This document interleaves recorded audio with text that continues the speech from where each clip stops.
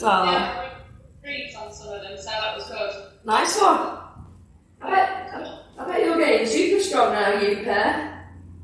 I'm definitely improving. Definitely. Really good. I think so. School power this morning as well. That was a tough one, but it was good. Excellent. Next it. You're gonna come out of lockdown like a machine, Becky. Right, I'm gonna go live on Insta as well. Let's have a look at that. La, la, la.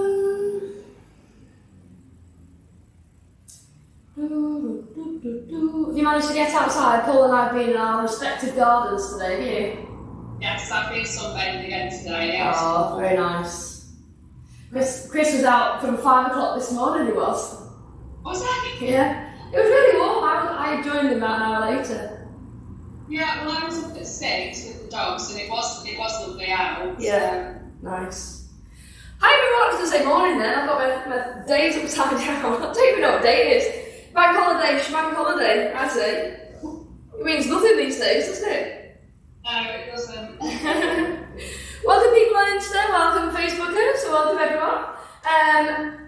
Well done for coming and joining us for this evening's session, even though it was beautiful outside. I had to tear myself out of the garden to come and jump on the mat. But it's always a pleasure, always fun. I've got Chris to join me as well, which is good. That's one of the good things about lockdown. Chris and I have been able to practice together, which we very rarely get to do really. So that's been very nice. We've got, what else have we been doing today, Chris? We've been to the farm. In the farm and got our plants watered, our veggies watered and everything. Lots of salads, yeah, lots of salad. I'm very excited for the strawberries. Strawberries are going to be coming in soon. 2 weeks. Have you asked them? Have you asked them? When are you ready, loves? Right, we've got about just under a minute to go. So if you are joining us for the first time and you've not done a flex session, expect some fun, expect some giggles, expect a little bit of wobbling from me mainly. We are going to be working through a routine or a design sequence that we would normally do for a period of about 8 weeks. So people get used to the sequence, they learn the moves, they learn how to progress through the poses. But this one is a one-off, but we did do it back in the day. So we're on flex 7. We're going to be starting in a child's pose.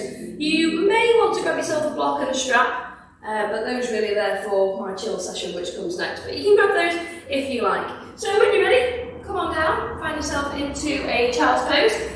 You can always take the knees together on child's pose. There's no need to take the knees wider, it's just a bit more accessible to the start of your practice. So I always like to take them out wide, and it allows you a little bit of room to come down between. So you can spread out the fingers here. If you have got a block or a book, you can always, hi everyone, welcome to Flex 7. Let's get ready to rumble. Come on down into your tented child's pose. So feel free to press through the fingertips, allowing the forehead to rest down on the floor. And if your forehead comes down the floor, it means your bottom lifts up away from the heels. Don't worry about that. Just use gravity and the weight of your derriere, not that it weighs much, to sink down towards the heels. So slowly allowing the breath to move in and out of the body. Giving yourself this opportunity to settle into your practice. Have a think about what you're going to take from your practice today. What do you need for your practice? Full steady breath into the body and out of the body. Maybe you've had a crazy bank holiday weekend and you're just looking for a little bit of relaxation and a little bit of stretch out. Maybe you feel like you need a bit of a rocket up the butt and you want to ignite and build a bit of fire in your practice. So take what you need from your breath, from your flow. Just give me another full 3 rounds of breath here. Letting the hips be nice and heavy, pressing into the fingertips if you'd like a little bit more of a stretch through the shoulders. Or maybe even think about dragging the fingertips, although you don't move them, it's that sensation of dragging them down the mat towards your knees as you slide the shoulder blades away from the ears, really activating the shoulders and the brow. So just taking one more breath here. Big lungfuls of oxygenated breath flowing into the bloodstream and release.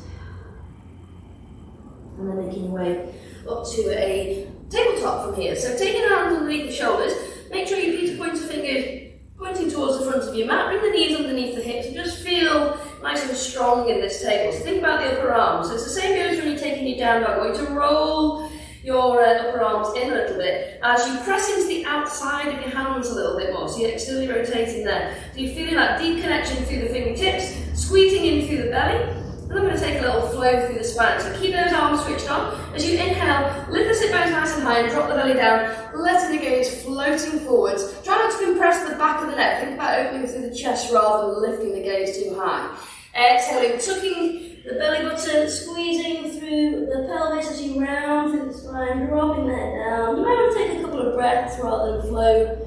Inhaling and exhaling with each movement. So if you do want to spend a bit of time in your cow pose, feel free. You can take an inhale, exhale, and then move on the next round. Or you might flow with the breath. Rounding through the spine on the exhale, really finding as much space as you can through the ribs. You might even want to tuck the toes as well. Taking another full round, inhale. And exhale, rounding through the spine. Nice work. Sorry about my dirty legs, by the way. If you can't hear Chris, he's apologising for his dirty legs. He's dirty. I think they can hear me now because I'm on the Okay. Alright, from tabletop, let's take a little lateral bend. So we're going to take our dinosaur tail, imagine you've got that big tail, and we're going to sweep it around to the right. We're going to have a look over our right shoulder and just check out our magnificent tail. So really squeezing the right hand side of the body while we stretch out through the left, and then inhaling back to centre and exhaling the other way. You feel really nice. Stretch it out there. One of my most precious things with my tail. And coming back to the centre. This time you want to take a step out with the right leg, and then again taking a little twist round towards that back leg. So just working through the spine, you might get more of a stretch here. And then inhaling back to centre. Bring the right knee back under the right hip, stretch out with the left leg so it's out at perpendicular. Inhale and exhale. So pressing the hip bones back as you take the gaze over that left shoulder. Nice work. Inhale, come back through centre, and back to your tabletop. Tuck those toes, and with a lot of knee bend, I want you to lift the sit bones higher on the next inhale. So keeping the knees nice and bent, I want you to stretch out through the shoulders. In fact, let's take another step forward with the hands through the shoulders, and really sink the chest down between the arms. So press as before into the fingertips. Feel that connection, feel that strength building and firing up the arms. So we're not cutting through the leg generously, we're just holding here. Breathing up the spine, and then releasing all the way down the spine. And again, inhale the spine, and release down the spine. Nice. Now, walk the hands back in a little bit, and then start to stretch out the legs. You can take one at a time, lifting one heel, then the other. Or you might want to take both legs to their straightest variation of your down dog. They don't have to be straight at all. If your variation of down dog is with the knees nice and bent, and that works for you, just find a comfortable version which suits your body and your practice, particularly at the beginning of your practice. You don't want to take things into too much of a stretch to start off with. So a little wiggle down through the hips if they feel good. If they feel a bit tight, let the head drop down towards the earth. Keep that squeezing through the arms. Keep pressing down hard through the fingertips. Okay, take the gaze forward. Start to walk the toes. Try and keep the legs relatively straight here as you walk the big toes towards the thumbs. Bring the feet underneath the hips. Take that inhale. And a lovely, nice, flat back. Exhale, release, soften the knees, rolling down into your forward fold.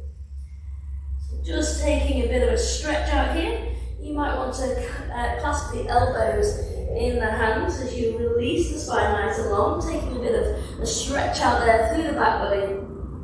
Maybe just take the weight a little bit further forwards, and then take it a little bit further backwards. Keep rocking gently through the feet. Make sure you feel like your toes are spreading out and you're connected through the four corners of the feet, the heel and the big and little toe there. This reminds me of that program, Raggy Dolls. Remember that? The program Raggy Dolls, yeah? We do.